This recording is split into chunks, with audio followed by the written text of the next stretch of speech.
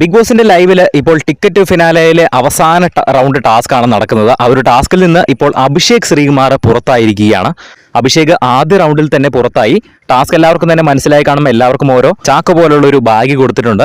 അതിനകത്ത് തെർമോക്കോൾ നിറച്ചിട്ടുണ്ട്. അതിന്റെ പുറകിലായിട്ടൊരു ചെറിയൊരു ഹോളുമുണ്ട്. അപ്പോൾ അവർ നടക്കുന്ന സമയത്ത് ആ ഒരു ഹോളിലൂടെ തെർമോക്കോൾ ഇങ്ങനെ ചാടിക്കൊണ്ടിരിക്കും. അപ്പോൾ ബസറടിക്കുന്ന സമയത്ത് അവിടെ ഗാർഡൻ ഏരിയയിൽ ഒരു സർക്കിൾ വരച്ചിട്ടുണ്ട്, 3 സർക്കിൾ വരച്ചിട്ടുണ്ട്. അപ്പോൾ ആ സർക്കിളിന്റെ ചുറ്റും ഓരോരുത്തരുടെ പുറകിൽ ഓരോരുത്തരായി, അതായത് ഓരോ ആൾക്കാരുടെ പുറകിലും ഓരോരുത്തരായി വട്ടത്തിൽ ഇങ്ങനെ കറങ്ങിക്കൊണ്ടിരിക്കണം. അപ്പോൾ തൊണ്ട് ഫ്രണ്ടിൽ നിൽക്കുന്ന ആളുടെ ബാഗിൽ നിന്നും തെർമോക്കോള് കൈയിട്ട് നമുക്ക് വീണ്ടും ഒരു ഹോളിലൂടെ ചാടിച്ച് മാക്സിമം പുറത്തേക്ക് എടുക്കാം.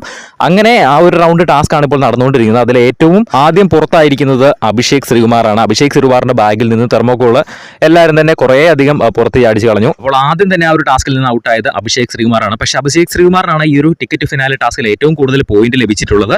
ടിക്കറ്റ് ഫിനാലെ വിൻ ചെയ്തിരിക്കുന്നതും അഭിഷേക് ആണ് എന്നാണ് നമ്മൾക്ക് അറിയാൻ കഴിഞ്ഞിരിക്കുന്നത്. എന്തായാലും നമുക്ക് ഈ ഒരു ടാസ്ക് ആരാണ് ജയിക്കുന്നത് നമുക്ക് കണ്ടു തന്നെ അറിയാം.